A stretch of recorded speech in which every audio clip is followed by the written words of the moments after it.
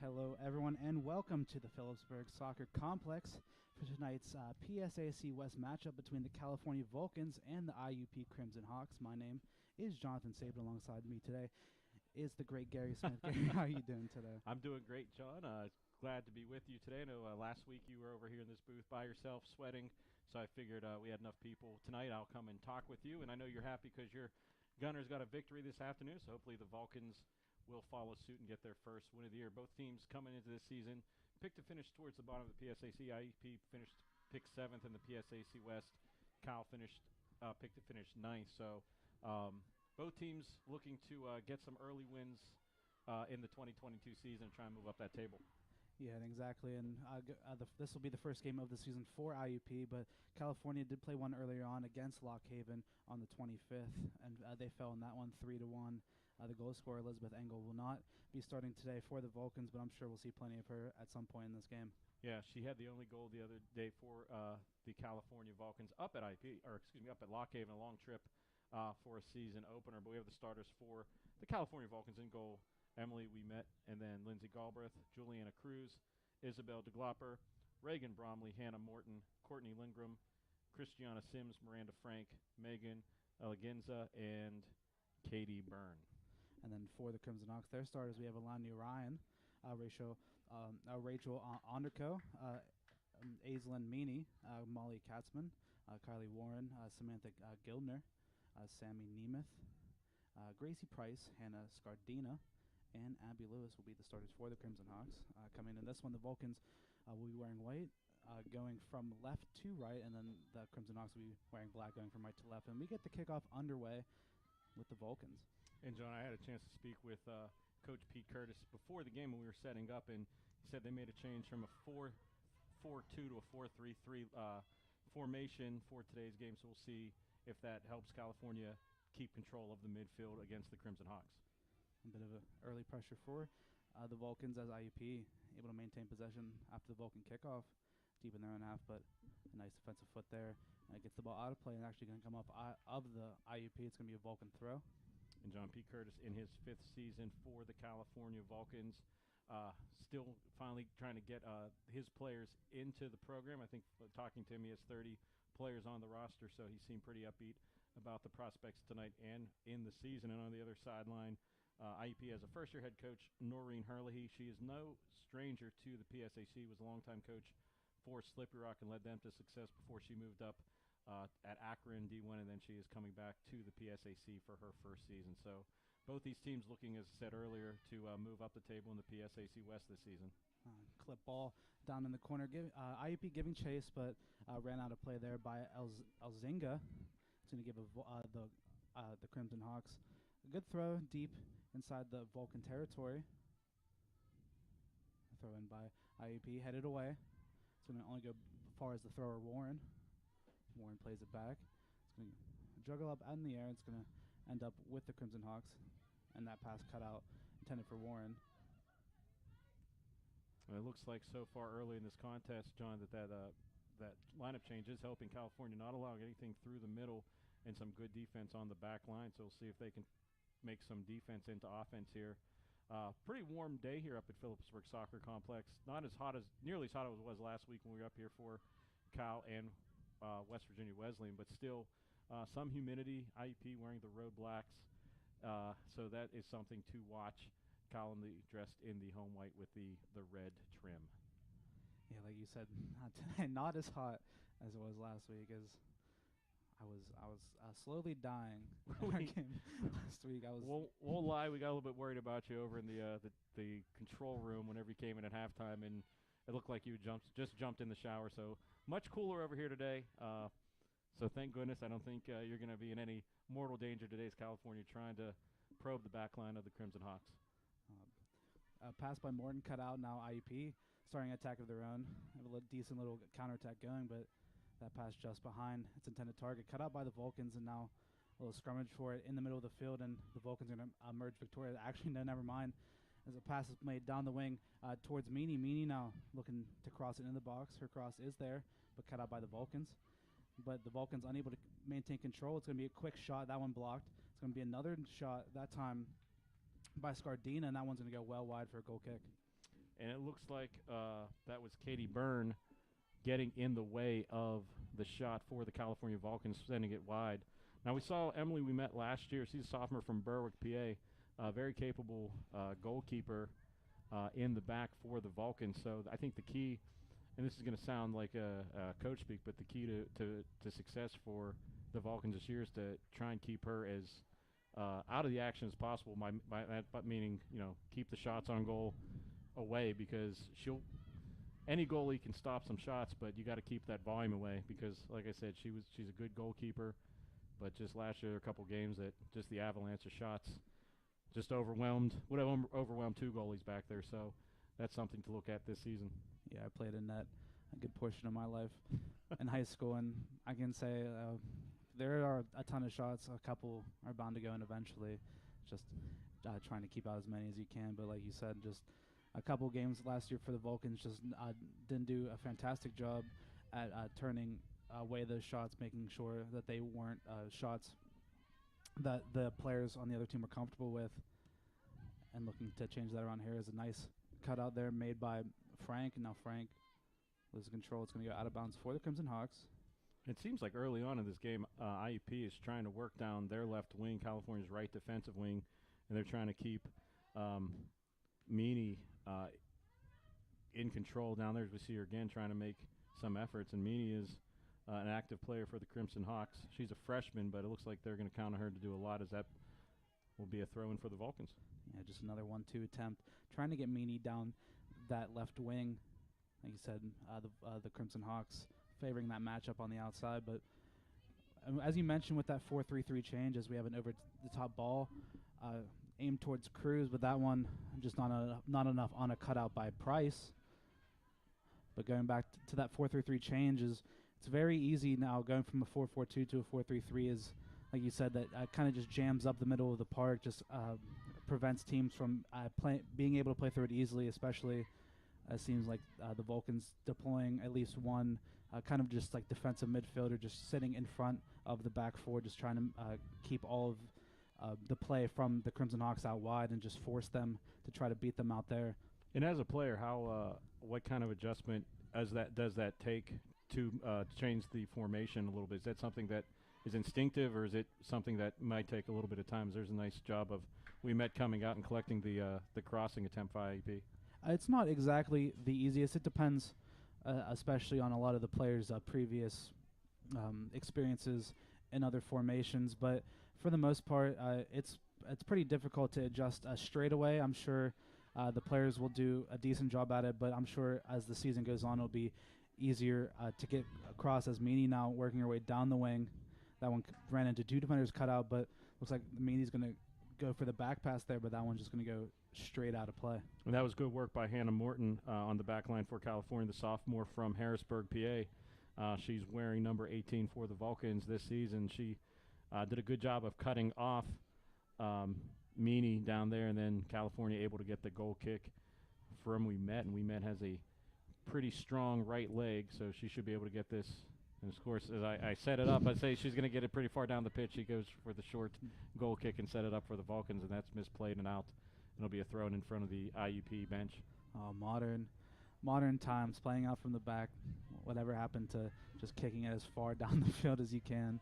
But the Vulcans get caught there. That one goes out of bounds, and IUP able to win possession back deep in the Vulcan half. That header flicked on, but cut out nicely by Bromley, and now a chance in the boxes. A couple of players are fighting for it, and IUP able to get the better of it. The shot, that one goes well high.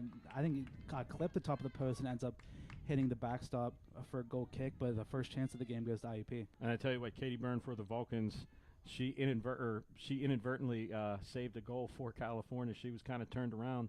The shot went off the back of her leg. The rebound came to IUP, and that ball just missed the net. So California dodging an early bullet at about the 37-minute mark in this first half. Yeah, that one by Onderco just falls out of play, and California looking to get things going here. Haven't been able to get too much possession on their side, looking to finally break their own half, and they're able to do so. Ball now with Galbraith. Galbraith trying to play a 1-2 on the inside, but that one cut out nicely by by IUP, and now they're going the other way, but that pass off the mark. California win possession back. We've got to say hi to CUTV's producer emeritus, J.R. Wheeler, watching down in California with Superdog Sally. So hello, J.R. He's been telling us, sending me texts about the audio. So glad we got it fixed and crystal clear, and hopefully we'll be able to call a goal here for the Vulcans very soon. Galbraith there. With the cross attempt, that one just comes off the leg of the Crimson Hawks, goes out of bounds. California, first time deep in that territory, but the throw by Galbraith way overthrown or intended target for Sims, and that one just calmly ends up into the hands of the goalkeeper, Ryan. Yes. No, I believe I circled the wrong thing. Samantha Gilner is the goalkeeper for IP. She's wearing number 17, which is why we didn't see her, because most of the goalies will wear 1, 2, or 3. Wild shot. That time, it's again by Meany, so it looks like a lot of the Crimson Hawks attacking plan is to play through Meany, and that time the shot goes well wide. It's going to be another goal kick for the Vulcans. And something to watch with Meany. After that shot, she kind of showed a little bit of physical displeasure, so in that heat, let's see if maybe if the California Vulcans can bottle her up, she might get a little frustrated and either force a bad shot or a turnover that the California Vulcans can turn around. So now they're going to try and turn and burn in the midfield against IUP. And that pass cut out nicely by Nemeth, and now a dink ball down the line, and the Vulcans able to get there first. But that pass, the clearance cut out that time by Ryan. Now IUP playing with it in the midfield. That one goes by, but the Vulcans able to win it back. And I'm really impressed early on by California's ability to just kind of collapse on the midfield and not really allow IUP to get any passes of any length. And California's doing a good job of making IUP just, ticky-tack passes and not really allowing anything good. And as a player, I know it's very hard because I've played in a couple of games where it just seems like you can't get anything going and just trying to hold back defensively and wait for the perfect opportunity to get forward. And for some teams, it's very hard and very difficult to do that, as they always want to be the ones on the front foot. But the Vulcans doing a great job so far, just absorbing that pressure and just trying to get look for a better opportunity down on the other end. As a foul is called on California that time, Reagan Bromley just runs into the back of an IUP player. It's going to be the first foul of the game. And this is in total contrast to the Cal U Western and Wesleyan game last week, where it seemed like there was a foul called every 45 seconds in that game, especially in the second half. So pretty clean game so far. Is good job of WeMet coming out. It looked like it was misplayed a little bit there by California's Katie Byrne, but WeMet cleaning up the garbage, and California keeps this game tied 0-0. Playing out of the back, bites the Vulcans once again as WeMet put under a little bit of pressure and is forced to punt to kick that one away. It's going to go out of bounds for an IUP throw. IUP able to throw it in, but they are able. They do lose control of that one, but that one gets kicked out of play, and the IUP will get another throw, this time a little bit deeper inside the Vulcan territory. And I was just going to say, that's a little concerning if you're a Vulcan fan. That's already about the fourth deep or throw in for IUP against California, and you hate to give IUP all those chances down there to kind of come up with set pieces. Yeah, because eventually one will squeak its way by. Has nice footwork by the Vulcans, able to clean out of that press, but Meany unable to get the tackle on that one, as the Vulcans now able to make their way down the field. A foul's going to be called, but Reagan Bromley did a great job playing a 1-2 up front with Lindsay Galbraith, and the Vulcans able to get their first real crack at the IUP defense, as there's going to be a decent free kick here just out about 35 yards out, and looks like the taker, Bromley, will stand over this to take it, and a couple of the Vulcans players up in the box, but we're going to take it quickly, play it down the line towards Elzinga. Elzinga looking to make the cross. Her cross cut out and blocked and sent behind play, so it's going to be the first corner of the game for California. I tell you what, that was a sneaky little play there, as nobody in an IUP jersey saw the California play and streaking down. So let's see if California off a set piece can make something happen. But just IUP has carried the play so far, but California in the last 2 minutes has finally got their first crack at a scoring opportunity. Let's see if they can get one past the keeper. Juliana Cruz comes over to take. Looks like Elzinga again will just linger around here, maybe potentially looking to get a quick kick, as Cruz's corner just never took off with the ground there, and that one rolls comfortably into the hands of Gildner. So a wasted opportunity by California. 31:45 left to play here in the first half. Game still scoreless at 0. I tell you what, even though that probably wasn't what was drawn up, that still almost was a fortuitous bounce for California. Kind of stayed on the ground, and it hit an IUP player in a dangerous spot before it got to the keeper. So a little bit of nerves back there for the back line. So see if California can keep it up. And also to note here at Phillipsburg Soccer Complex, the sun will be setting behind where our cameras are, but if you're in the IUP net to the left, if you look to the right, the player's right, you'll be looking right into the sun. So whereas right now the California keeper will be looking more directly into the sun. So we'll see if that setting sun has anything to say about the outcome of this contest. We've been comfortable under pressure, able to get that one out. California looking to not give themselves any chances, as that one won back nicely by the Crimson Hawks, but a great cutout made in the defense, and that one by Katie Byrne able to stop that IUP attempt. And now California looking to go the other way. That pass cut out for the intended target and Cruz.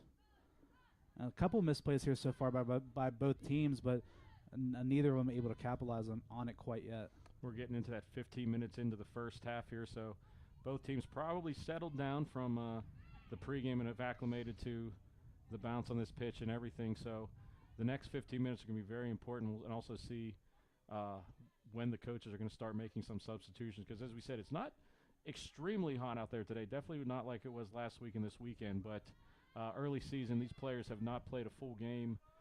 They've played scrimmages and everything, but we all know that game conditioning and practice conditioning are different, so we'll see when the coaches decide to go to the bench.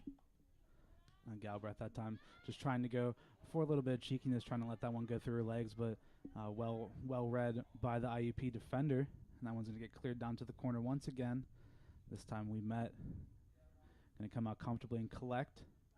And her pass. Oh, that was dangerous. Scary to say the least. And that's the problem with playing out of the back, is so many teams do it because it allows you to get the extra player. It allows you all these different opportunities to move the team back and forth and create spaces where you need them to be. But that's the risk, is that it's so close to your end of the field and so close to your own net that one mistake just gives a team such a great opportunity to score. It almost looks like we met kind of hit that pass fat with her foot. She kind of hit the turf first. There's a lot of contact over on the near side in front of us. That's going to be a foul against Christiana Sims for California. That'll be a free kick for the Crimson Hawks. So both players just kind of get tangled in. This is wrestling. That might have been a 2-point takedown for the Vulcans, but unfortunately that'll be a free kick in a fairly dangerous position for IUP.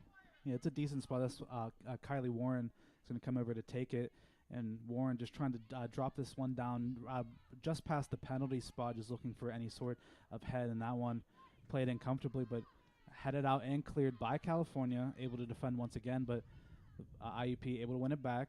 And this one played down, but an offside player for IUP will spell the end of that attack. And I tell you what, we were sitting in a perfect angle for that kick to be taken, and that was just a well-taken kick, had the nice bend on it, but California doing a good job of getting enough heads and bodies in the way, because that could have turned into a very dangerous situation against California for IUP. Yeah, and if you're the Vulcans, you did exactly what you needed to do to get that out, because free kicks in that position, if you let it drop at all, you never know who's going to be behind you or what's going to happen in the box if you just let it bounce. So the Vulcans did a great job at clearing it as soon as they could.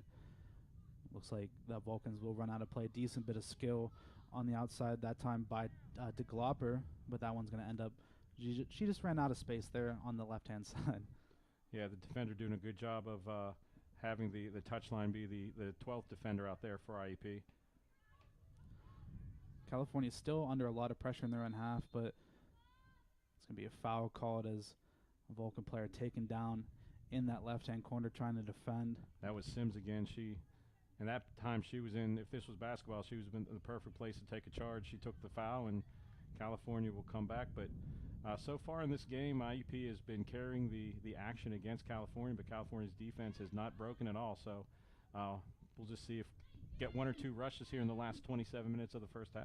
And you can see there's Sims playing higher up in the midfield in the attack, but had to come all the way back to defend there, as California now looking to make the chance to clip down Ball to Cruz, and the 1-2 pass down to Galbraith. Galbraith looking to cross it in, but no one in the box, and not the greatest cross. That one's going to end up in the hands of Gildner. It's going to be comfortable for IUP. And I tell you what, even though that resulted in a turnover for California, that looked very pure. It looked like the players were just reacting, no thinking out there, just going down, and that was a pretty good attempt. Just the ball had a little bit too much life, and it went out of play, but a good job of California taking some of the momentum down into the end on the offensive end. California now with the ball. It's going to be Elzinga. Elzinga looking for some options, is able to find one inside with Bromley. Bromley trying to find Cruz up top, but her pass goes astray. But a decent tussle for it in the midfield. The ball's going to end up out of play. Looks like it's going to be an IUP throw. And I was trying to not delve into football terms as I saw our quarterback, Noah Mitchell, walk in. Tomorrow the Vulcans have their season opener for football against the Fairmont State Falcons at 6:30. That game will also be live here on CTV Sports 1 and the PSAC network. That ball hit a lot of bodies, and it's going to be a California kick. It's going to be a shove in the back called that time by Sarah Powell as she just pushed over Bromley, trying to win a header on that one. And with that, looks like California is going to send a couple members further up the pitch, just looking to give themselves a little bit of breathing room. And like I said earlier, it's tough for some teams just taking the brunt of pressure, but these are opportunities where they can look to relieve it. The free kick taken quickly. It's going to play it short to Galbraith. Galbraith did a great job with the fake, and now working her way down the line. Galbraith with the cross. That one was uncomfortable for Gildner, unable to catch it on the initial one, but able to scoop up the rebound. And I tell you what, IUP dodged a major bullet. That ball was not handled well by the keeper, and it came out in a dangerous spot. Just unfortunately, the way the play went, there were no Vulcan players there, but that was a very good attempt for Cal U. And that's what I was always taught a lot growing up and playing soccer, was that mistakes happen all over the field, but mistakes near your own goal always look the most costly, even though mistakes further up the field may even lead to the goals more than that. But that one nearly costly for IUP. Well, it didn't look to me that Gilner saw it all that well.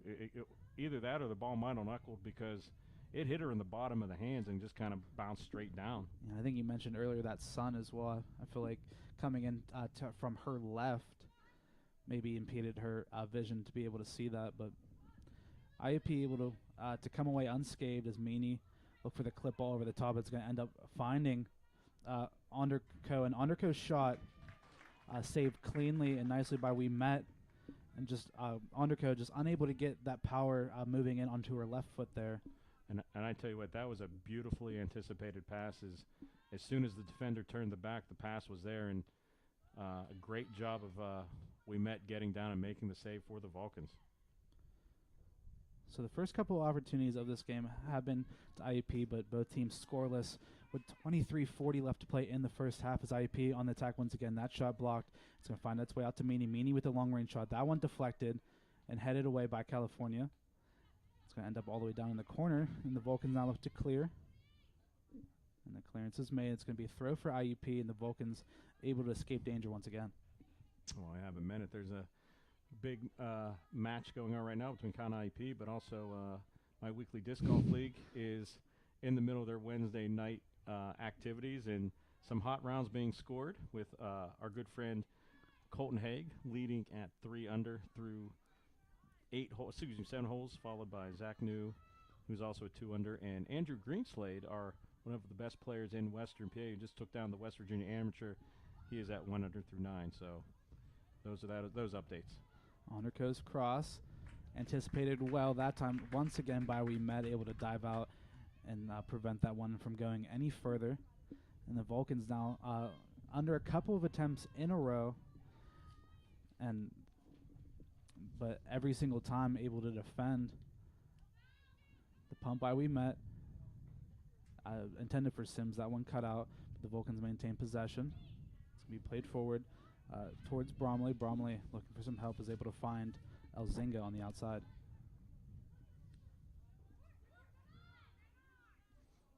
Bromley is able to find Frank. Frank, looking for some help, is able to find Galbraith. Galbraith looking for some options. Is pacing down the right-hand side. Galbraith is away. Galbraith looking for the cross. That one short, but is able to find Cruz. Cruz gets pushes down in the box. No call from the referee telling her to get up. And California with potentially a penalty shot there, but the referee says to play on as it's going to be Galbraith once again working her way down this right-hand side. Galbraith, her cross towards the back post is high and just goes over the net. And California with a little bit of life here. And I tell you what, that I think was a missed call by the referee, because a lot of times you can say a player's trying to buy that, but she got shoved down right at about the edge of the goal box, and that easily could have been a goal kick. But I tell you what, the last couple possessions down the pitch, Lindsay Galbraith has definitely shown she has that extra gear. Galbraith, a senior from Saxonburg, PA, went to Knock High School, but she's doing a good job of turning that corner, so putting a lot of pressure on the back line of the Crimson Hawks. Looks like during that Cruz, after getting pushed down, is going to get substituted out. In comes Ashley Veniza, and she's going to work her way up top in place of Cruz. 20:50 left here in the first half, scoreless between IUP and California, as Meany with her ball in. That one flicked on with the header by Scardina and collected comfortably from Weenet trying to go quickly, makes the throw out, and she is able to find Veniza this time. Veniza gets the ball into Frank. Frank now looking for some help, is able to find Vulcan on the overlap as California looking to go forward here.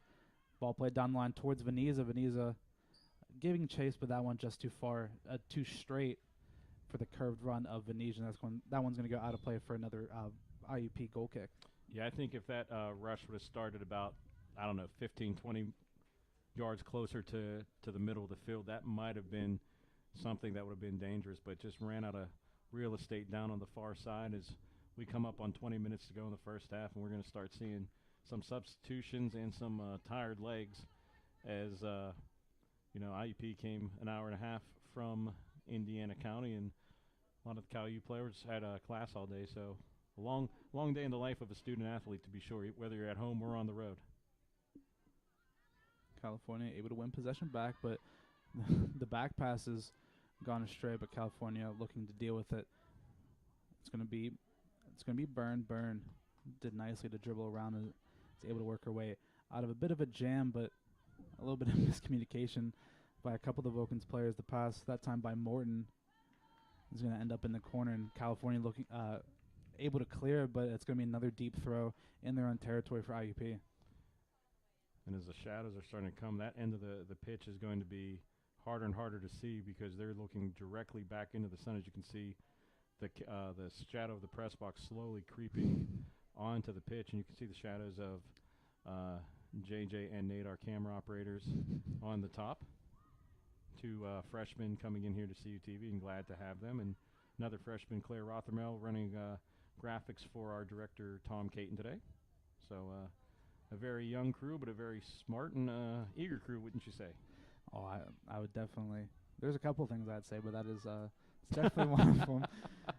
As that one need out of play by Lindgren.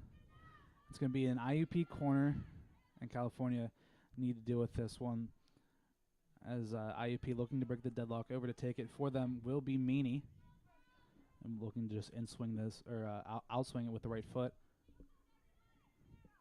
Meany's corner is able to find the target for IUP, but the touch let down. That one was Ryan, unable to collect that one.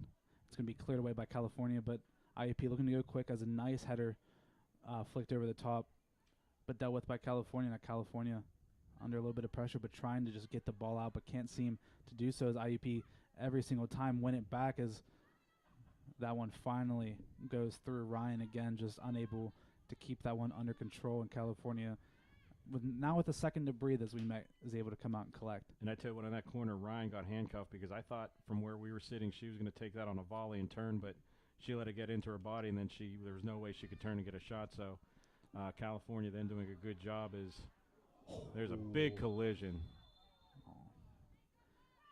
Lindsay Galbraith just gets taken out, but looks like she's able to come standing after them. That was a hefty challenge made by IUP, and I think a couple of the players from the bench just looking for a card there as Galbraith just gets absolutely flattened in the middle of the field. Yeah, I'm not sure there's anything malicious there, but Galbraith was moving at full speed. As we've seen, she's been getting around the IEP defense pretty well. It's just two bodies got tangled up, but California gets a kick from about 40 yards. And DeGlopper's free kick headed away, and the IEP looking to counter. And looks like there's going to be a foul called after a little bit of a tangling of the legs. That one's going to be on Bromley, and Bromley not looking too happy about that, as the counterattack looked to be on, but the pass was way astray, but IUP will maintain possession after that foul. And that'll move the goalkeeper way up for this free kick, and Gilner, a senior from Natrona Heights, will look to put it deep into the Vulcan end of the pitch. Nice header won by DeGlopper. It's going to end up at the feet of Venezia. Venezia looking to get the Vulcans forward once again. Did well to shrug off a couple of bodies there, as California is still looking to press forward. And John, not to alert you, one of the worst things for an announcer after they get comfortable with the names is there's some subs coming in for California the next stoppage. So wanted to give you a heads up, but we figured it was going to start coming between 20 and 15 minutes that teams would make some subs, but California trying to get something done before they get a chance to come in. The pass intended for Galbraith cut out. It's going to be at the feet of Sims. Sims looking and is able to find Galbraith. Galbraith now able to work her way down the line once again. Terrific bit of play. But IUP sending two defenders over there, but Galbraith able to win it back. Galbraith, her cross cut out. It's going to end up at the feet of Bromley. Bromley with the cross. That one blocked. That one sent out of play. It's going to go out of play. It's going to be an IUP goal kick, as the Vulcans, like you said, are going to make two substitutions now. And I'm looking at the stats from the other day. Galbraith did play. She only got one shot attempt at Lockhaven, but in this action today, she is definitely flying around that attacking position for the Vulcans. I think it's just a matter of time before she gets around. They're either able to get a cross in, or maybe she can just go around and get a shot on the goal herself.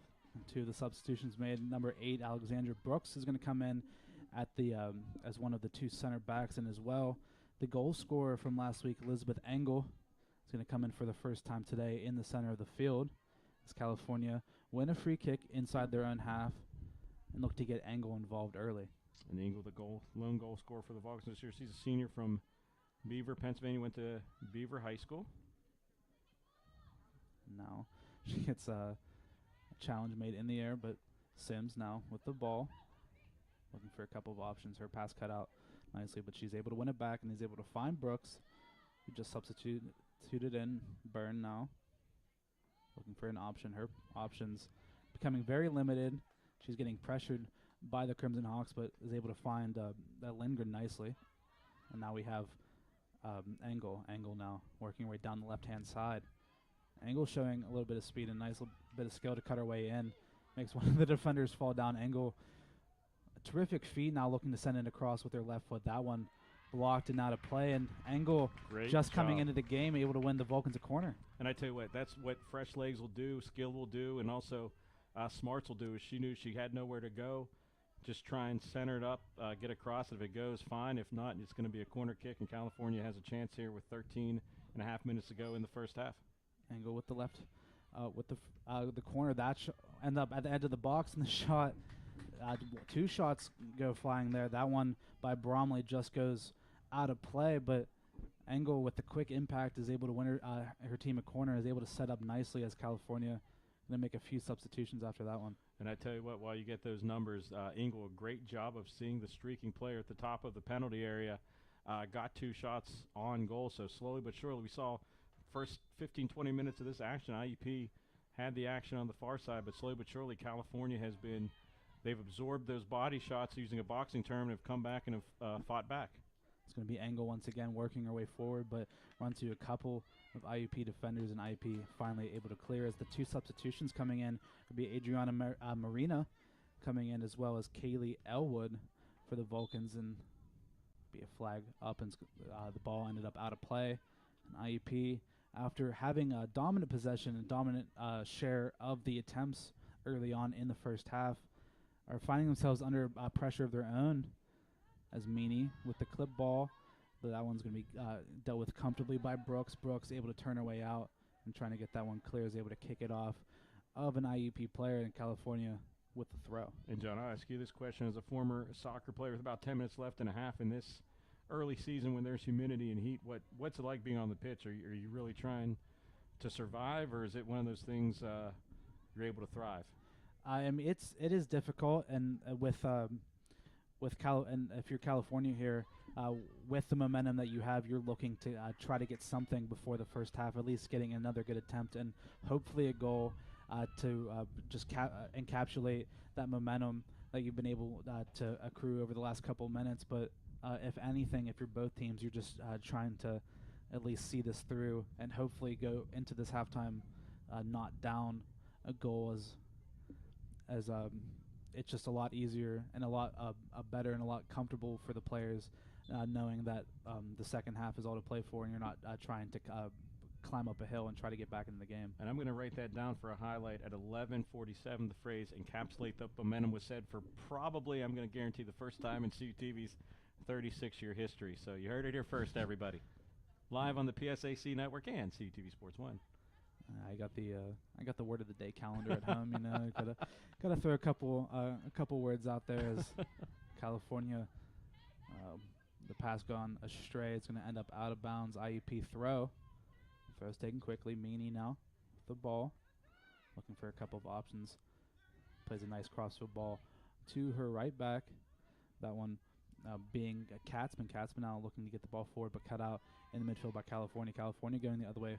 The ball over the top towards Venetia, and Venetia now with a nice opportunity. Venetia's shot, unable to just catch a hold of that one. And it's going to be another opportunity for California, but it's going to be another one wasted. Yeah, I tell you what, that was a great play by California.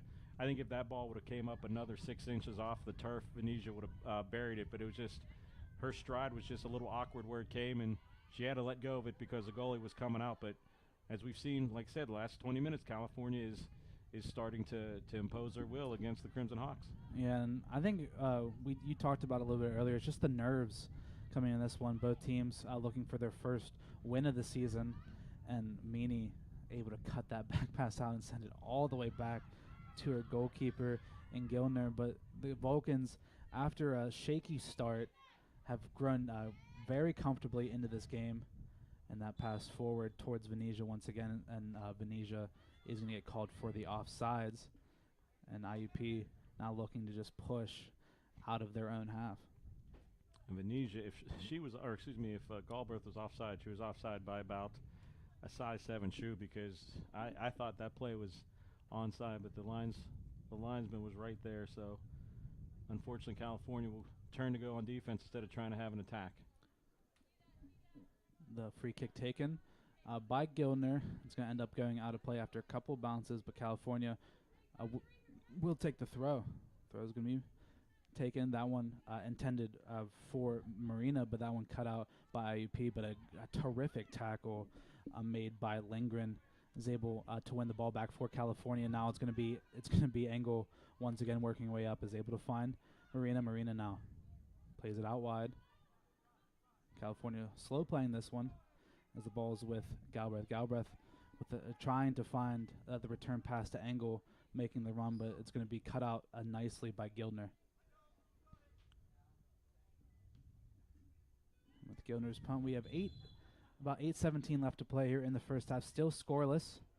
So there's going to be a foul called on California, and IUP now with a free kick in the Vulcan half, and looks like they're going to send a couple of their players forward, just finally able to take a breath after the pressure that California's been able to have over the last, like you said, 15-20 minutes. Well, I'd love to see Cal get one or two more shots on Gilner, because even that play, Gilner did not look very comfortable going back and stopping that ball. So maybe a little nervous, a little rattled, but there have not been recently some clean touches for the IUP keeper. Great tackle made on the outside of the box by Lindgren, able to get that one away from Meany. Now California looking to go the other way once again.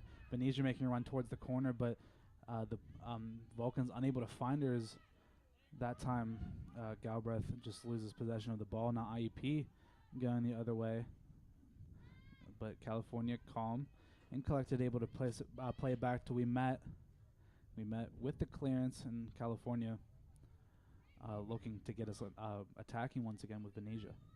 So Ouimet looks so comfortable back there in net for California. We see her shielding her eyes, looking into the sun. But, you know, as a freshman last year, had some freshman moments. Right now you can see that maturity on the back line for California as they're going to get another attack here late in the first half. Marina now with the ball, looking for options, trying to play it infield, but that one that one ends up at the feet of Price. Now Price with the clearance once again. That one cut out by Elzinga. And Elzinga, her deflection is going to end up out of bounds for an IUP throw. It looks like with 6:30 left to play, substitution for both teams. Yeah, both teams having subs. Looks for the California Vulcans, number 6, Cora Wilkins is coming in. She's a 5'5" junior from Zanesville, Ohio. And for IUP, number 24, Bella Garzielli, a midfielder freshman in her hometown and previous school, is not listed. So if you know anything about Bella Garzielli, please tweet at CUTV_PA and give us some information other than the fact she's number 24 and on the pitch now for IUP. And if I had to guess, she's probably Italian, as the pass made by Marina is cut out, but Engel able to win it back. And that was Galbraith. Galbraith gets taken down, and it's going to be a nice spot for a free kick, just a little bit far out, I think, for me personally, for a shot. As Engel trying to go quickly there, but California with another opportunity. About 5:30 left to play here in the first half, and Engel's going to be over this, and she looked earlier to want to take the shot, but for me personally, I feel like this one's a little bit too far out, but I think Engel's going to go for it anyway. And it's in that weird spot. Either if she can get enough topspin on it, I think she can get it down over the wall, up over the wall, and then down into the net. But we'll see if maybe after that quick one was disallowed, maybe she'll try something different. The wall made by both teams here. Engel now looking to take this free kick. Engel's shot, that one high, and that one out of play. Just isn't able to get the curl on it that she needed. Is going to end up going out of play. That's going to be an IUP goal kick, and that one, like you said, it's in that weird gray area where it's kind of too far away for a shot, but it's a little bit too close and too centered for a cross, as the clip ball over the top is just too hard for a lot of players to make, and that time the shot by Engel just goes well wide. Well, it's almost no man's land, because if you try and play something into the box, there's so many players, it's going to be tough to get something on a head or a foot. But like I said, there's just physics will only allow that ball to curve so much, and unfortunately California not able to score. But the foul that led to that is we see a turnover here. And that one is going to end up at the feet of Galbraith. Galbraith able to track this one down in that left-hand corner, trying to work her way past the defender. Isn't able to do so, but is able to win a throw in deep inside the IUP half, with 3:55 left to play here in the first half. California looking to press on, as they've had just the lion's share of a possession, the lion's share of the chances here, and that one is going to get cleared by IUP, but California just looking to put all this pressure on. Well, an interesting adjustment is we've seen for almost the entire first half, Galbraith has been coming down the near wing for California. That time she was in the far wing, so don't know if that was just a situation where the play took her to that side, or if that's a conscientious adjustment by Coach Curtis to bring her down the left wing. But either way, she's been doing a great job of owning either wings. California's top gun, if you will. Yeah, Venezia and Galbraith just both with terrific pace on the wings. As looks like both of them look up front, but Venezia able to jump up and win the header on that goal kick. And California unable to win it back, as a little bit of a sloppy play. But now Meany looking to work her way down the left-hand side of the field, but that pass is going to go out of bounds, and looks like a little bit of frustration from Meany on her face, is unable to receive that pass and unable to really get anything going. And that's got to be tough. She's a freshman. As I said earlier, she had some success, and then success went against her, and she started looking a little bit. Thought there was going to be a foul now. Yep, there will be a foul. Is number 24 for IUP, Bella Garzielli, gave the ref 2 chances, and he called it on the second one. But have to see if the freshman playing in her first NCAA game is having a little bit of frustration, and see if California can maybe force her into a mistake and take advantage of it. But she's played the whole first half on the front line for the Crimson Hawks. 2:10 left to play here in the first half. California looking to get at least one more chance before the break. That one's going to be headed back in. It's going to fall awkwardly, but IUP able to come up with it and able to get it cleared, but only as far as Meany as a misjudged header by Lindgren, and now IUP going the other way. The header is made by Finnerty, but the Vulcans and the Crimson Hawks fighting for it down in the corner. Finnerty able to get it back to Meany, but Meany gets her dribble taken away from her, gets kicked out of play. I'll tell you what, that misplay was not only that was direct result, looking directly into the sun. As you can see her put her hands up and just kind of almost like a center fielder losing the ball in the sun. So like I said, it's tough looking right back into that part of the field, and it's going to be like that for another, I'd say, probably 25, 30 minutes of actual time, so probably until like 37 minutes into the second half before that sun is not a real problem, and the lights take effect here at Phillipsburg Soccer Complex as we're into the final minute. And 1 minute left in the half. This is the danger zone for both teams. You don't want to give up a goal late and have all the hard work in the first 44 minutes go straight down the tubes. Yeah, we saw it last week with the Vulcans in West Virginia Westland as California down 1-0, but gave up a very late one in the first half, and that one kind of just seemed to put the game to bed. And on the other hand, for Coach Sabick on the road at Lock Haven for the men's team, they scored with 17 seconds to get the win. So definitely got to play the full 45 if you're out there on the pitch for either team. About 25 seconds left here in the first half. IUP looking to press forward, but cut out nicely by Byrne. And California able to clear.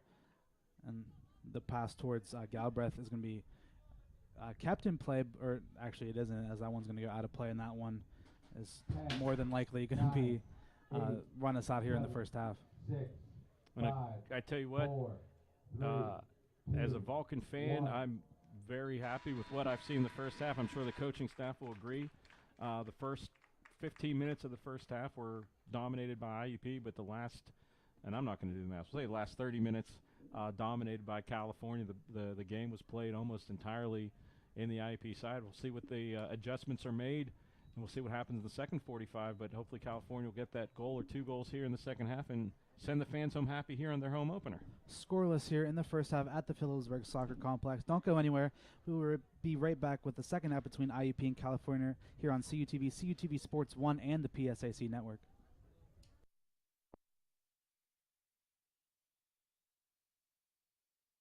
Vulcan football is back this fall. September 1st versus Fairmont State. September 10th at Kutztown. September 17th at Shepherd. September 24th versus Edinburgh. October 1st at Clarion. October 8th versus IUP. October 15th at Seton Hill. October 22nd versus Slippery Rock. October 29th at Mercyhurst. November 5th versus Gannon. November 12th versus East Stroudsburg. All games live on CUTV Sports 1 and the PSAC Network. If you're buzzed and doing this,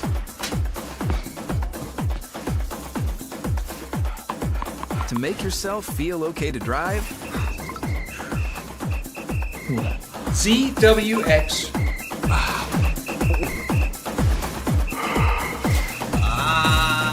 you're not okay to drive. YGKLVW. Regular you. If I could be you, and you could be me for just 1 hour. If we could find a way to get inside each other's minds. Walk a mile in my shoes. Walk a mile in my shoes. Well, before you abuse, criticize, and accuse. Walk a mile in my shoes. Every day, thousands of kids start vaping. And I can't let this happen to my kid. So if you want to talk to your kids, you have to get it trending.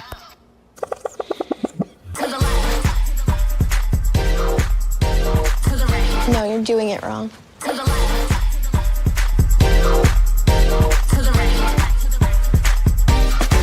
Let's go. Can we talk? Yeah, what's up? Visit talkaboutvaping.org for tips on when and how to have the vape talk.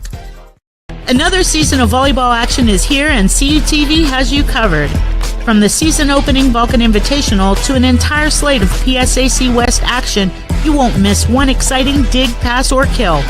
All games will be live on PSAC Network, as well as CUTV Sports 1 on YouTube. For all things Vulcan Athletics, check out CalVulcans.com for schedules, stats, and more.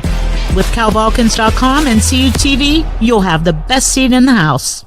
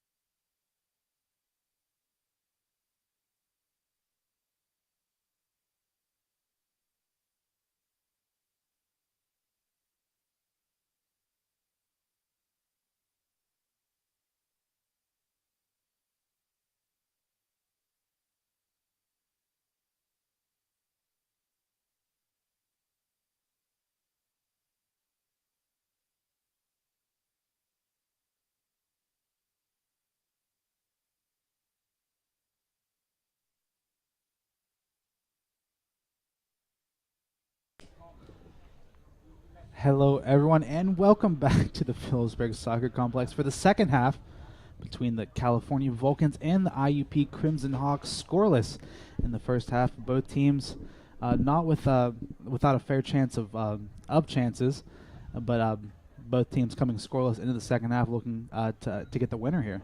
Yeah, I would say probably in that first half, both teams had two sterling chances to get a goal. Both keepers and defensive coming up, but as we said at the end of the first half, IUP not dominated, but they carried the play in the first 15 minutes. But the last half hour of the contest, California definitely had the better scoring chances. And we saw a couple times, well, not even a couple, more than a couple times, I think Galbraith down the wings for California getting free, as well as up the middle, Ashley Venezia. So we'll see if IUP makes any changes to try and combat that, or if California can continue to do that. And just a note, as they switch sides, IUP's goalkeeper, Samantha Gilner, will be looking for a little bit into that sun, although probably another 10 minutes she'll be in complete shadows down here at the end of PHILLIPSBURG Soccer Complex. Great night for action here, looking in the stands. See a lot of fellow athletes for the Vulcans. See about 8 members of the Vulcan football team down on the left with quarterback Noah Mitchell. Then we have some of the men's basketball team, and I think I saw a few members of the women's basketball team. So it's always nice to see other sports support one another. I know they'll be in full effect tomorrow night at 6:30 when the football team takes on Fairmont State in the season opener. That game will be at 6:30. We're calling it the Little Backyard Brawl because the main Backyard Brawl is Pitt and WVU tomorrow night, but Cal and Fairmont are about the same distance apart, and they are on the same river. So, I mean, we can trademark that. We got time. Yeah, I mean, if anything, I feel like that gives us the rights to the Backyard Brawl. You say the word, and I will make a graphic tomorrow. We've done more with less, as the high five for home runs promotion last spring indicated. But California will come back. I'm trying to see. It's very hard for us to see who's on the pitch coming out. The teams are on the other side coming to us. But it looks like most of the starters are out for California. We saw each team probably take about 4 or 5 subs each in that last 20 minutes. But IUP will have possession first, as California kicked off first in the first half. And once again, California now will be going right to left. IUP will be going left to right. And also, I'd like to say hi to our good friend Johnny Sakaguchi, who texted us both in the middle and said, hey, can you guys talk? And we both said, no, we're kind of busy. So, Johnny, hello, and we'll see you tomorrow. We'll be able to talk later. we can talk in 45 or 90 minutes. Yeah, we got a little bit going on as IUP does get us underway. And I know you mentioned a little bit ago, if you are California, you're looking to build off that momentum that you had in the first half, as that last like 25-30 minutes was just all Vulcans, and they were inching closer and closer to a goal, but just weren't able to get it. But you're looking to capitalize on that here, and if you're IUP, you're just looking that you're hoping that the changes that you made during the half and then the discussion that you made during the half will take a good effect on your players and hopefully wrangle back some of that control that California so strongly had. And if you're just joining us in the preseason poll for the coaches, as California is going to defend this right now, as we misplays it. I'm sorry there, Johnny, but if you're just joining us, California picked to finish 9th in the PSAC West. IUP picked to finish 7th. So both of these teams looking to steal some points early and get some momentum, because the fellow coaches think they're going to be towards the bottom of the table. So, but California dodging a bullet right there. Yeah, that was just a very short back pass. I think it was made on the outside by Brooks, and the Vulcans get away with one, as that's probably arguably the best chance so far for both teams. And California able to stave that one off, as the pass intended for Thoroche goes out of play, and California will get the ball back. It's going to be a goal kick taken by We Met, but like you said, both teams projected to be near the bottom of the PSAC West, and both teams vying for their first win of the season. California losing their first game of the season to Lock Haven, but an IUP playing their first game here today, as California's defense gives the ball up once again, and IUP look to get the attack going. That one cut out nicely by Brooks. And California now able to get forward. They're able to find Galbraith on the right-hand side. This time Galbraith, her pass forward towards Bowers, And Bowers looking to move away, but loses control of the ball. And IUP now just calmly, nice spin out to get out of danger, and IUP now playing it back and resetting. And we noticed earlier there's some youth soccer teams here, and I hope they took notes of the way Brooks played that ball defensively. She didn't get her feet tangled up. She used her body to box out almost like a rebounder because she was in the penalty area, and any contact that the officials might call something. So a good fundamental play, and now the Vulcans had a chance there. Sims loses control, but first chance we've seen California really have any possession in the IUP end this half. Throw in made, and it's going to get headed out of play by Benija. Benija able to get it off of an IUP play. It's going to be a Cal throw inside the IUP half. Throw is made, and it's going to end up at the feet of Bowers. Bowers looking for some help and is able to find Galbraith. Able to find Marina. Marina loses control of that. One's a decent opportunity for California, but unable to get the shot off is Marina, and now IUP look to get themselves out of their own half. And Marina, another one of those sophomores from the area. She is out of Pittsburgh, PA. She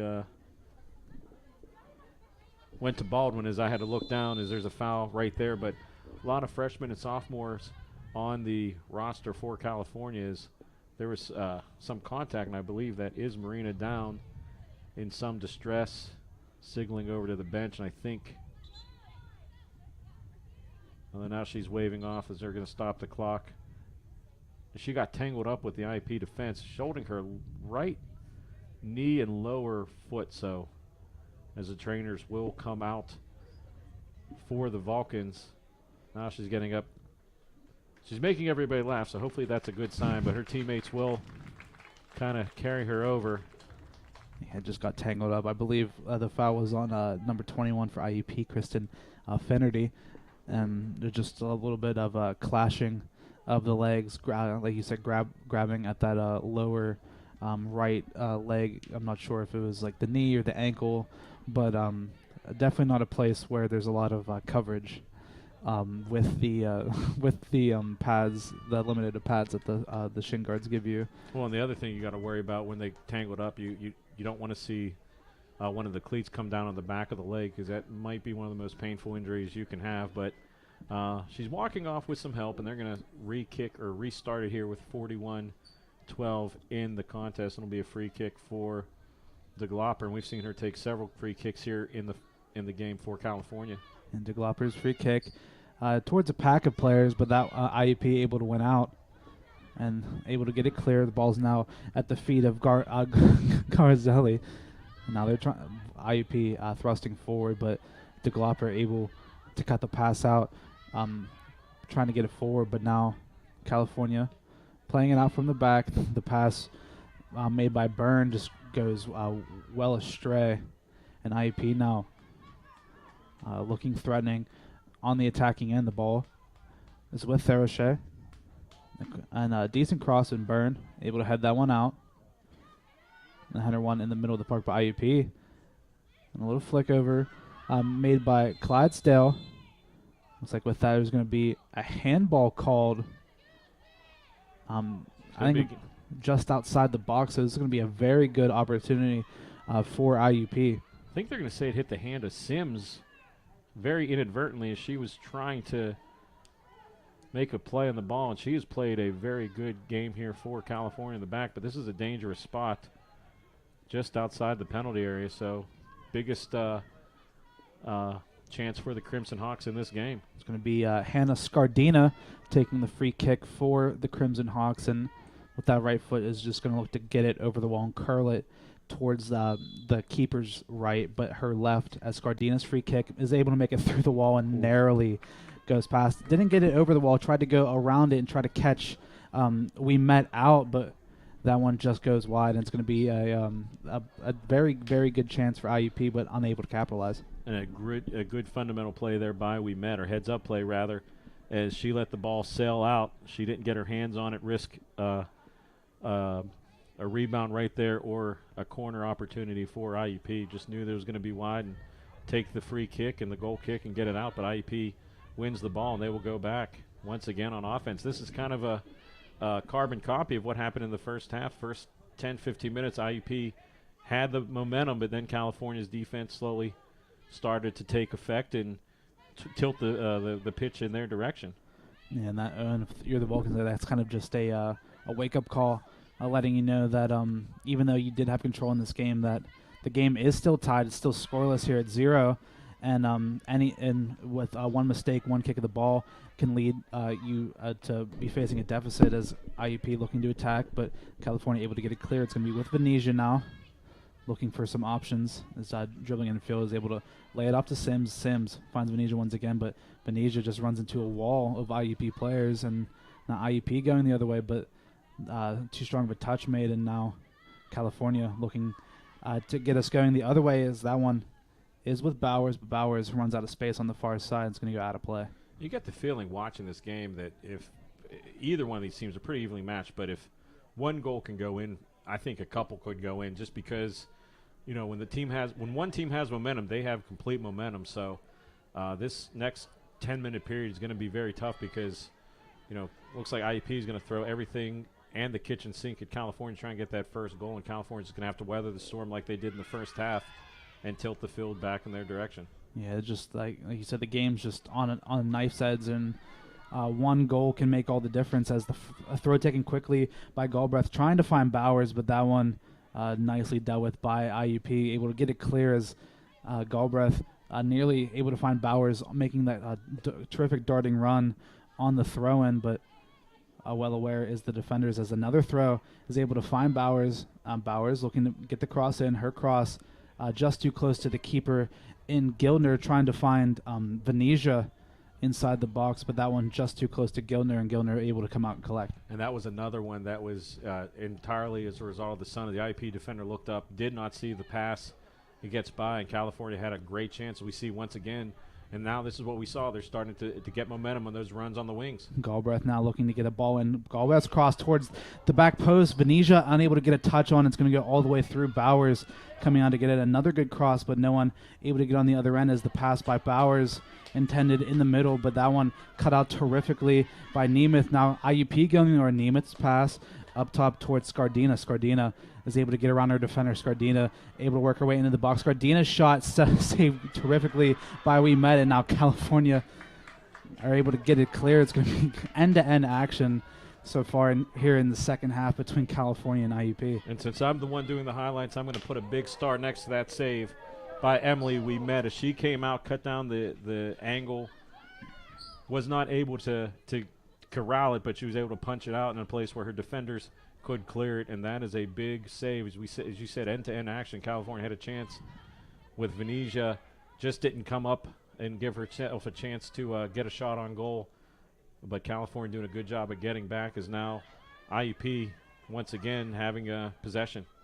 Scardina now, her shot goes well wide, and with this game being tied 0-0, both teams just like you said earlier, just going to throw everything at the opponent whenever they have the ball, and that could lead to a lot more end-to-end action. And at that point, it's all about who has the well-rested legs, who has the energy, and who is able to find that energy within themselves to push themselves across the finish line and able to find that winning goal. But right now, both teams playing a little bit sloppy as California trying to play out from the back, aren't able to get it clear, but are able to find Galbraith down the field. Galbraith, nice move there. Now Galbraith working right into the box, trying to get it on her right foot, but loses possession of it. Galbraith nearly in on there, but didn't want to take that shot with her left foot. And I believe Galbraith made that move with her eyes. She stared down the defender, no head fake or anything, just went right by, and a great job of getting down. Now California has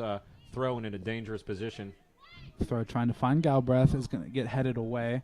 Venetia now working in the corner trying to win it back, but IUP able to get that one clear. Basically, that move Galbraith did, you cannot replicate in FIFA because she did that all with her eyes. There's no buttons. She just pure skill getting by. And now Sims trying to fight. And that's about the third or fourth time we've seen Sims aggressively trying to go through. And good player for California. Sims, the redshirt freshman from Pittsburgh, Pennsylvania. As I get to see this, let me double check that. Excuse me, she's from Glen Burnie, Maryland. It's very apparent I need to get bifocals. John is that roster was on an angle, but she has been very active on the back and also coming up in support for the Vulcans this game from the midfield.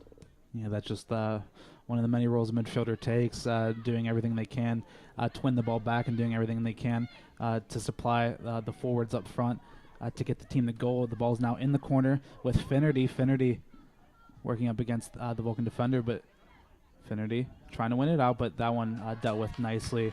I believe that was De Glopper able to get that one clear, trying to find Bowers, but IUP able to win the header, and now look to get the attack going once again.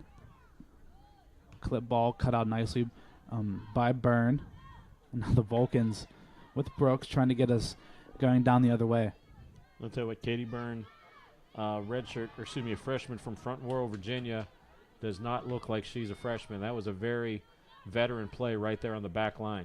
Yeah, mature tackle made by Byrne as Bowers trying to get on the end of a little 1-2 pass, but it's going to end up too close to Gilner. Gilner able to get it clear, and both teams just looking a little bit ferocious, just trying to do anything to crack this game open and just find any sort of chance, because one chance can just lead to the game. And again, these are two teams looking to try and shock some of the conference. Like I said, they're both picked to finish 9th, IUP 7th. There's no more extra time in regular season PSAC soccer. There's a nice through ball. It's going to be Galbraith, but Gilner quick off her line, able to get that one clear, but California still with possession. It's going to be Galbraith with the ball, trying to work her way down the right wing once again. Galbraith just too quick and gets her crossover towards Venetia. Venetia able to get that one under control. Venetia's shot with the left foot is going to roll all the way out. It's going to hit the corner flag. It's going to go for the goal kick, but her shot, that's another chance for California. Yeah, Venetia doing a good job of taking that pass from Galbraith, as we're going to have a sub for IP, and I believe they're going to put someone new on that back line. Is for about the last 10 minutes, California has been, mainly Galbraith, has been going right around at will on the right side, but Venetia once again getting a chance inside the box and just was not able to finish, but a great opportunity with about a half hour left in this contest. And as I was saying before, that flurry of action, no extra time in NCAA soccer until the postseason anymore. That's a change. Used to be you had 2 10-minute periods and then a tie, but now it is over. So a tie will net you, I believe, 1 point in the standings, 3 points for a win. So as they like to say, you want to try and at least get a result here. A win at home would be tremendous if you're California, but you don't want to give up. You don't want to give up a goal and go down. A substitution made for IUP. In comes number 22, Rachel Kalkbrenner. Looks like she's going to be taking up that the left back position, trying to guard the right winger out there in Galbraith. And like I said, Galbraith has just been terrific on that right hand side, just able to use her pace, and hopefully with the fresh legs of Kalkbrenner, able to just try to nullify her on that right hand side. As California do have the throw, able to find its way to Sims. Sims now is able to play that one back, and it's going to be a cross in, trying to find Bowers, but that one headed away nicely, and IUP able to clear. And I think that was almost in between pass shot attempt, as I think she wanted to maybe take the shot. Is big pressure now. Yeah, that time Cora Wilkins, who didn't play in the first half, has come on in the second half to play center back in for the Vulcans. Just lost control of that one there, but is able to foul and able to stop the attack and able to get the Vulcans back to defend this free kick. That happened right in front of Cali's fifth-year head coach, Pete Curtis. Now he's directing his charges back, because there's a nice through ball right there. But Coach Curtis in his fifth year, coached previously at W&J, so moving from one part of Washington County to the other, and said starting to get his players into the system. As talking to him earlier, he has 30 players on the roster this year, and like I said, I'm liking what I'm seeing. There's a lot of speed out there, a lot of athleticism, and enough physical play that they're not being, I don't think they're going to be pushed around in the middle at all this season. And that free kick taken by IUP ends up going out of play, but it was very dangerous for California, as no one played the ball and ended up taking a couple bounces inside the box. And it looks like with that, it's going to be a foul call, I believe, on Bowers, as she just pushed a player in the back trying to win that ball off the goal kick by We Met, and it's going to be another free kick. Just switching the sides of the field for IUP, and California need to defend this one as the free kick taken. That one nicely played in there. It's going to end up landing. It's going to end up falling for IUP, and that shot comfortably collected by We Met, I believe. Gazzarelli was the one that took that one, but We Met able to collect it. Yeah, Gazzarelli got a shot off. Didn't get all of it, but We Met as there's a nice pass for California. Galbraith with the chip over the keeper and just hits the side netting. A terrific pass over the top, able to find her, and Galbraith just trying to go with the top of the right foot and just chip it over Gildner, who wanted to come out and defend, because if not, she was in, Galbraith was in, and there was no one there to stop her, but Gildner just did enough to put her off on Galbraith with another opportunity for the Vulcans, but yet again unable to find the answer. And John, how next level was that, and how difficult was that shot you try to pull off, the volley with the top of the right foot with the opposite spin, trying to put it into the back of the net? On the scale of 1 to 10, what do you grade that? That's a pretty hard, because especially she's hitting it as it's coming over top of her shoulder and trying to catch it and send it over with the keeper. That's I'd say an 8 minimum. I'd say pushing a 9 or a 10, but it's just she had a terrific technique there just to even get it close. Because if that was me, I'm sending that one. I'm sending that one well wide, or not even making contact at all. But that's why I'm in here, and that's why she's out there. And that's once again a good opportunity for California, showing that athleticism down the side. And this is about the point in the first half they started taking over, and they're starting to do the same thing as Venetia watches it go out. But she's had another good game for California as well. Throw-in taken by IUP. Is won by them as well. The ball's with Finnerty. Finnerty working against Sims. Sims doing a great job just forcing her out of play. It's going to be another throw-in for IUP. Slowly working their way up the field once again. It's going to be Katzman with the throw. Katzman's throw. And the header won by De Glopper. That one's going to head up out of play once again off the leg of De Glopper. And IUP just with the small play there, just trying to get their way up the field, but the throw-in cut out cleanly by Venetia. Now California looking to go to Venetia. Ball into open space for Brooks. Brooks now trying to show off her speed, but loses possession of the ball, but is able to win the throw for California. Now California, like you said, about this time in the first half, was able to get the momentum rolling, and looking to do so again as the header into the box is one. It's going to end up dropping. Venetia trying to get on the other end of it. It's going to fall to the feet of Gilberto, who came in for the game. Now Sims loses possession, and the ball is going to end up at the feet of Jenkins, and Jenkins, her shot goes well wide, and it's going to end up being collected by Gildner. Let's talk about that pass Venetia made to Brooks out there. I mean, that was a good 40-yard pass in space, in stride, and that resulted in, again, another good opportunity for California. Once again, we see Sims there trying to get ahead, and she's played a very solid game in the midfield for California, both offensively and defensively. She takes possession once again for CalU. Sims looking for the pass, trying to find Galbraith. That one into the corner, and Galbraith with the speed able to track that one down, but a nice foot played there by Kalkbrenner, able to get that one off of Galbraith, but California still with the ball. It's going to be Brooks. Brooks trying to dink that one in the corner for Galbraith to chase, but the field isn't wide enough to get that one. It's going to end up into the substitutes for both teams, just trying to warm up and get ready. And Kalkbrenner, the local product out of Cannon Mac, and I tell you what, I think that was a very good defensive change for IUP, as we had seen Galbraith just going around, but Kalkbrenner with a little bit fresher legs, able to go stride for stride and minimize California going down the wings just a little bit in the last 10 minutes. Nice spin move there, and as she keeps going, as Gilberto able to pull that one down and able to spin around the defender, but well-aware play by Gildner, able to come out and collect once again, and the both keepers so far in this game, not a lot of shots on target for both teams, but both of them doing very well and doing important, as IUP now in on net, a header, but California able to come across and get that one away. That was going to be nearly a chance for the Crimson Hawks, but California able to defend. That was a really good job of the back line of California to cut out that pass and minimize the opportunities. There's going to be a shot that's going to go over the end line. This will be a goal kick for We Met, but 24 minutes left to go. We have only seen one sub here in the second half, and that was for IUP, and that was on the back line, Kalkbrenner, and that was to try and slow down the California Wings.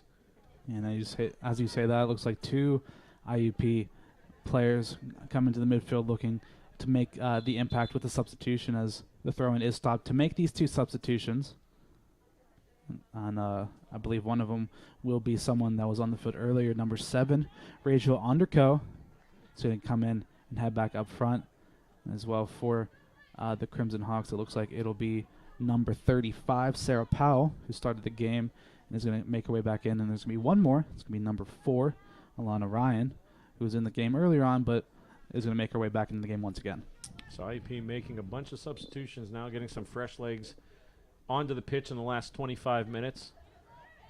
And all those substitutions in attack, you can see that they're not content with the draw in this game, looking to go all out as the attack is going to end up at the feet of Therashe. Therashe with the cross. That one blocked by Morton. Morton able to get that one clear. IUP still with the ball, linear through, but a good job by Gilberto, able to cut that one out. And if you're a fan of soccer action, come out and support this women's soccer program as they look to rise up the ranks in the PSAC. There are several remaining home games left on the 2020, that's a lot of 20s, I said, 2022 season. They play Slippery Rock on Wednesday the 14th, Mercier Saturday the 17th, Edinburgh the 28th of September, and then October they're scheduled. They host Pitt Johnstown on the 8th. They host Clarion on the 12th, which is a Wednesday.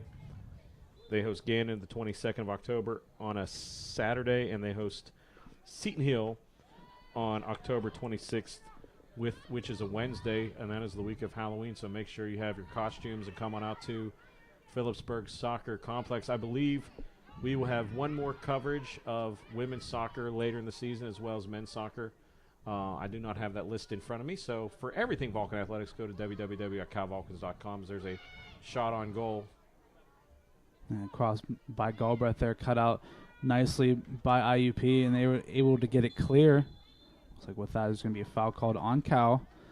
But again, Galbraith just receives that ball on the outside and able to just with one move, able to get past the defender and Kalkbrenner and able to work her way down the line and dig out a cross. But again, just no Vulcans on the other end able to capitalize on it. It looks like we have a sub coming in from across the way for California, but I think they're going to have to wait as the official did not see them. As we got members of the Vulcan football team passing in front of us. Like I said, 6:30 tomorrow, the Vulcans will play host to Fairmont State at Adamson Stadium. So if you want to see an exciting afternoon of football, coming out to Adamson Stadium. But if you can't, make sure to tune into CUTV Sports 1 on the CUTV Sports 1 on YouTube and the PSAC Sports Network. It's gonna be a good one as IUP with the attack once again, but both teams so far still silent, deadlocked here at 0, 20-30 left to play here in the second half. And that ball is just going to trickle its way out of play. California throw. And with that, the substitution for California finally going to make her way in. I think it's going to be Juliana Cruz. It's going to come in for Venetia. Cruz, after getting taken down in the box in the first half, no call by the referee. Cruz, after that, went to the bench for Venetia, and Venetia did a terrific job. Was able to get herself a couple of chances later in the first half, but unable to get the goal. But now Cruz is going to make her way back in. One last note about the game tomorrow night. If you're a fan of or if you're a member of the John and Johnny fan club, both yourself and John Sakaguchi will be announcing the game. We've recruited a lot of Johns and J names here this fall semester. A couple of Johns. We got JJ running graphics tonight. Yeah, just something about the Jays, just talented, smart, funny, handsome. Everything about it, as the pass is intended for Galbraith, and she's able to collect. Galbraith now working way infield, trying to find some help, is able to outlay it now to Sims. Sims trying to play the ball forward towards Cruz, but that one too strong, goes out of play. And I tell you what, I really liked the game plan there that Sims had. She was trying to get it to the second player coming through for the Vulcans. I believe it was Juliana Cruz. and just went over the head, but another good opportunity for California. Like I said, I think if they can put a little bit of pressure on Gildner, she's a senior goalkeeper, but she's looked a little shaky at times making the passes or making the saves for IUP. See if California can maybe put something on goal and either get it by her or maybe collect a rebound and get a goal. That one's going to be kicked somewhere down. Actually, it stayed in Phillipsburg Soccer Complex. Saw a game a couple years ago where the ball went bounding merrily down that highway in the back, and it was quite funny to all involved.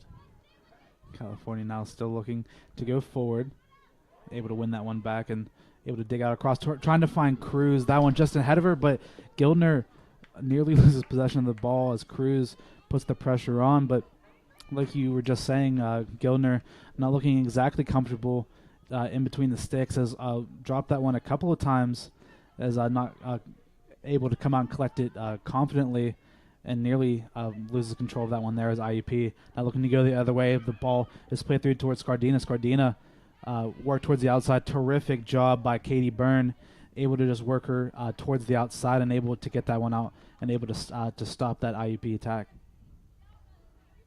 The throw in towards Scardina is she is able to throw that one in, but that one cleared once again by California. Now California bringing a couple players back, just trying to defend, just trying to get this one out, and they are able to get it out. It's going to be Galbraith now lays that one off and is going to be heaved deep down the field, but nice chest control and nice kick back, and now IUP going the other way. It's going to be a nice cross ball, but that one not able to catch it cleanly. It's going to end up into the hands of We Met. Now We Met trying to get us going early, but DeGlopper nearly loses control of the ball. But California still going on as Cruz trying to get in. It's going to end up with Galbraith. Galbraith is able to find Cruz on the way back. Cruz now with four defenders surrounding her is able to lay it off to Gilberto. Gilberto able to get it to Galbraith, but it looks like Gilberto is going to get called for the offsides. And another terrific California attack, but that time Gilberto just a step offside when she received that pass. I tell you what, that was a beautiful little flick touch there to go around, and California really making something happening down there with 16:30. One last note about the Jays. Our producer emeritus JR watching with Superdog. Once again, first name starts with J, says the Jays are in fact awesome. Oh, the pass by Mercurio is able to trying to find Galbraith, but that one cut out. But California still looking to go forward, but it's going to be Kalkbrenner with the ball. Kalkbrenner trying to play that one forward, but a great job by Brooks, able to win it back. Galbraith trying to get around the defender, isn't able to do so, and Kalkbrenner able to get that one clear. But California still with all the pressure in this half, but a loose touch, but California able to maintain possession. It's going to be DeGlopper here on the outside, just trying to find any sort of help. It's going to work her way back towards infield. Is able to get it to Gilberto. Gilberto's pass, trying to find DeGlopper on the way back. Finding Cruz. Cruz now looking to track this one down. Is able to keep it in. The cross with the left foot is going to go behind out of play. But California still with all this pressure, but just nothing to show for it. And I tell you what, give Cruz credit for staying on side that time. Is she saw the play develop in front of her, knew she had to stay back for about two heartbeats, but just kind of ran out of room. Again, that's one of those plays that if the pitch had been another 2 or 3 yards longer, she collects it and has a really good attempt to a cross for California. But unfortunately, it'll be a goal kick with 15 minutes left to go in the contest. With that, so there's a substitution made for IUP.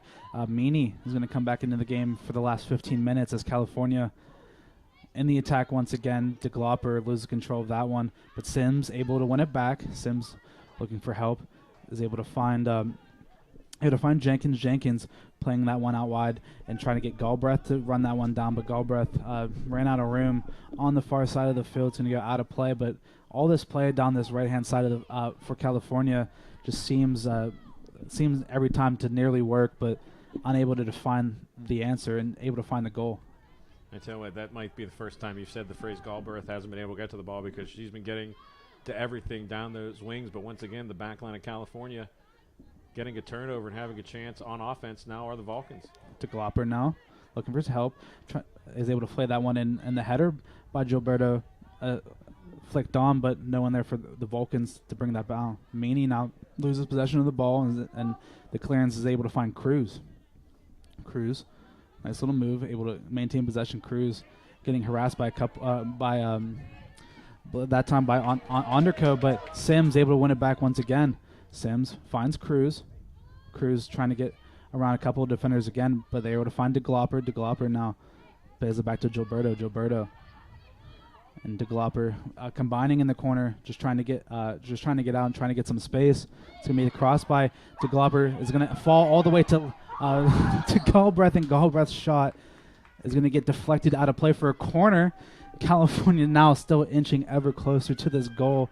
That time a terrific chance for Galbraith, and it's going to go out of play, and California looking to capitalize on this corner. And I don't know about you, but it looked like Galbraith was being held right about the hip, couldn't turn cleanly on that, but doing a good job of getting a shot off nonetheless. After some harassment, now 13 minutes, California will have a corner kick and see if they can get that ice-breaking goal here on Wednesday night. It's Isabella DeGlopper with the corner. That one heading towards the far post. It's going to end up off a couple of players, and Gilberto's header comfortably into the hands of Gilner. But again, the Vulcans able to just be the first ones to win the balls in the air, the first ones to the open balls, and that time Gilberto able to get her head onto it, but comfortable in the end for IUP. There's a heavy collision as there's going to be a foul, and honestly, that was not the greatest kick out of goal for Gilner, as California is keeping that pressure on. And I'd say for the past, 6-7 minutes, California has been taking their mail deep in the IUP real estate of this pitch. Is that what's the saying? Second verse, same as the first. California didn't have a lot of chances early in the first half and early here in the second half, but the last 20 minutes of both halves have been all California. As California with the free kick, trying to find anyone, but that one well short. And now IUP looking to get on the other end of it, but Byrne is going to watch that one go out of play, but that one nearly costly. But looks like it's going to be a substitution made. It's going to be the goal scorer from California's first game. It's going to be Elizabeth Engel coming in for about the last 11 minutes here in this one. And I believe they took out Brooks, the right back. And with that signals to me, at least, that California looking to go all out and just trying to find the winning goal here in the last 11 minutes. I tell you what, circle down that play by Byrne, because that was a good play by her. If she would have attacked the ball, this game is 1-0 IUP, because it would have been a 2-on-1. She did a good job of just, as that ball is going to be headed out of play, but I think the refs might have missed one. But going back to that play by Byrne, she kind of angled it out. IUP was not able to get to the ball, and it ended up being a throw-in for Cal. It wasn't the greatest free kick taken. That time it was Hannah Morton, and it was 3-on-1, and Cruz did a great job of just watching that one go out of play as DeGlopper now with the ball gets it back to Byrne. Byrne able to clear that one forward, trying to find Gilberto, but that one cut out nicely by IUP. But Jenkins able to win that one back and get California going forward once again, but IUP able to win it back and trying to work their way out, and they are able to do so. It's going to be Maney on that left-hand side.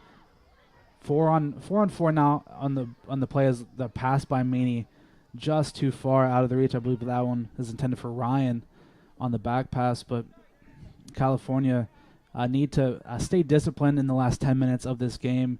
Need to know that even though they have the momentum and they have the chances, the game is still tied, and one little slip-up could lead to them losing the whole thing. And that was on the back, Hannah Morton for California. They're going to get a throw in for California. Hannah Morton did a good job of forcing the play for IUP out of bounds and getting possession for California. So last 10 minutes, let's see if California can get one past the keeper. It's going to be Galbraith now able to win the ball on the throw-in. Galbraith's cross cut out nicely, but only cleared as far as Cruz. Cruz now working her way towards her left. Cruz with the left-footed cross. That one scooped up nicely by Gildner. And we got 9:20 left to play here in the second half. Still scoreless, but the game not without its chances. And California still with the lion's share of opportunities as a 7-on-7 action as Engel able to win out this time. But her pass left too short as Meany able to intercept on that one. Meany is able to get the ball forward towards Ryan. Ryan now working down the right wing, did a great job at cut inside past Byrne. Ryan's shot nearly able to find that far corner, but I'm sure we met delighted to see that one just sail just too high. Yeah, you heard the collective breaths of about 200 people here at Phillipsburg Soccer Complex as that shot went off. It just kind of knuckled. It didn't have any top spin, and we met gladly sees it sail over the crossbar and we'll get a goal kick as California dodges a bullet right there. And that was a good play by IUP's Anselin Meany. Kind of quiet here in the second half for the freshman, but almost sending home the home fans unhappy. There's a big collision at midfield right there. That's going to be a foul. California free kick. Yeah, I think that time it was on Ryan, who Ryan nearly just scored on that last shot, but took down Gilberto. Now California going quickly. Sims able to find Cruz, and Cruz unable to find someone with the pass back, but IUP going down the field once again. It's just going back and forth, back and forth. Byrne did a great job at cutting the ball out from Scardina, and now it's going to be Galbraith, and the referee on the far side raises his flag. I believe it was offside, as she was offside and came back onside to receive that pass. And IUP now looking to breathe here for a second, as with 7:30 left to play, looking to just find any sort of opportunity like they just had, and just trying to get the winner. And this is a buckle-up type situation for both teams, as they're going to throw everything at the other goalie against, once again, no extra time anymore in NCAA soccer until the postseason. So if it ends 0-0, that's it, and both teams get a point in the standings. But you'd like to steal 3 points at home if you're California, as that was a very delayed out of play. Engel trying to get by, doing a little move, did not get by the defensive player. Engel now with the ball, trying to go for the crossfield ball, but gets it straight to the IUP defender. Scardina now with the possession, but Byrne did a great job in getting that one clear. But IUP still with possession. It's going to be Meany. Meany with Scardina ahead of her is able to find her. Scardina now down in the corner, looking to get the cross in, is able to get the cross in, but no one in the box for IUP, and Morton able to get that one clear. And a good touch over there by head coach Pete Curtis, taking that clearing shot out of, showing he still has the skills that he had when he was playing in his prime. Oh, he still got it.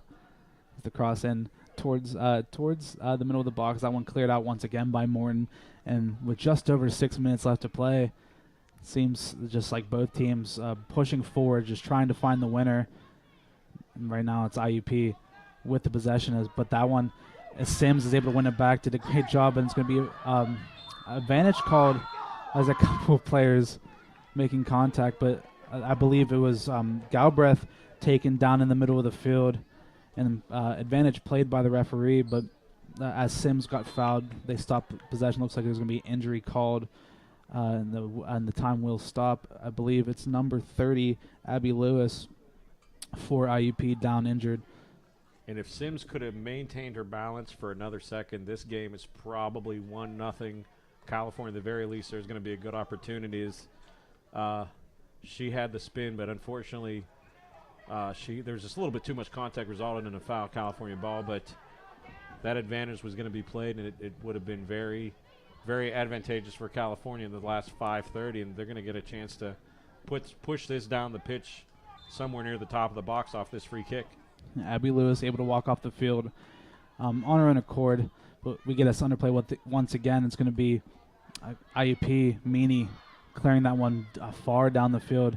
It's going to be DeGlopper trying to win it back. He's able to head it forward, but Meany able to rush all the way back from defense to attack, and trying to get that ball over the top, and is able to find Onderko. Onderko gets her dribble cut out by Engel. Both sevens going at it once again, and looks like there's going to be a throw one in the corner for IUP, and IUP now looking to get us going on the other end. The throw is cleared on nicely by California. It's going to be Galbraith now. Galbraith trying to get the ball forward, but no one for California is up there, and It looks like just going to let that one roll to her. I'm sorry, this is where conditioning is really going to show because both teams trying to get out. California lost 3-1, so that game was not close down the ends, but IUP in their first game, this is obviously close, so we'll see where all that conditioning pays off in the last 5 minutes. Who wants it more? Clearance made by IUP, by Gilner, but now Scardina going the other way for IUP is, like I said, both teams looking for their first win of the season, but Scardina stopped by Byrne, but it's going to be a Meany now. Meany working her way towards on her right foot. Meany working her way nicely into the box, and Meany is going to get that one taken out from underneath of her, and no foul is called. Great tackle made by Byrne, and now California going the other way is trying to get it forward, but Gilberto unable to collect, and now IUP. Meany is able to play that one back to Powell. Powell working her way down the corner. Powell's cross is able to find Scardina. Scardina's shot blocked by Byrne and collected comfortably by Ouimet. There's a card. Looks like, well, that's going to be the first card of the game. Just some frustration from IUP in that one. A little bit uncalled for. It's going to be the first card of the game, and that one's going to go to Sarah Powell. Well, I tell you what, some of the IUP fans and faithful in the stands here, they wanted a foul in the penalty area whenever number 7 for IUP, Underka, went down, but I don't think she was touched. I think that was just a case of the proverbial rub going out from under her. Just try to stop on a dime, and she went flying. Yeah, and I believe also Byrne did a great job of coming across and making the tackle.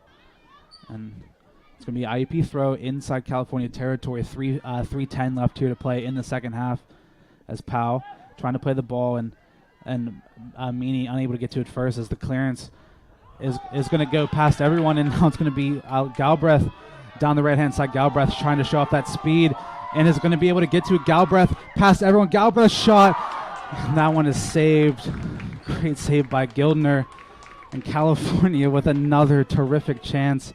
And yet again, Galbraith is the one to claim that chance, but Gilner able to keep that one out. And I think we might have to start calling Galbraith the California Comet, as that was some impressive speed down the right side and almost brought this home crowd to their feet late in this contest.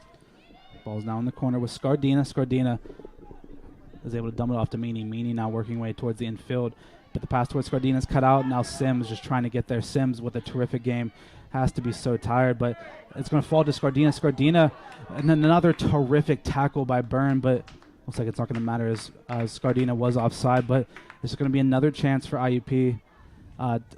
Nearly able to get that one, but a more terrific defending by the Vulcans, able to keep this game scoreless with less than 2 minutes to go. We got to see Coach Pete Curtis's vertical leap as he jumped up, waiting for the official to call the offsides. There's a turnover. California has a chance. It's going to be Engel now working way down the left-hand side. Engel with that terrific left foot just trying to get this one into the boxes. Engel now running out of room, but that one's going to get kicked out of play deep into the corner. I'm not sure if that went out of play behind. I think it did, actually, so it's going to be a corner for California. Or is it? Or it might just be a deep throw.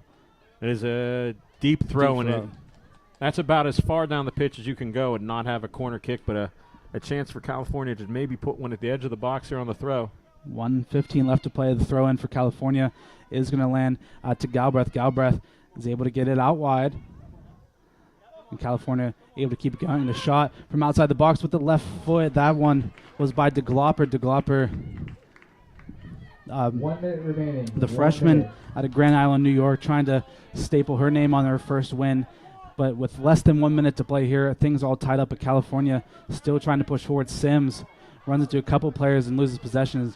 IUP now looking to get us forward. It's going to be Scardina now. Scardina plays it out wide to Meany. 40 seconds left for both teams. Meany cuts in on her right foot. Meany with the cross towards Scardina. Cut out nicely once again by Byrne, but it's going to fall to Onderko.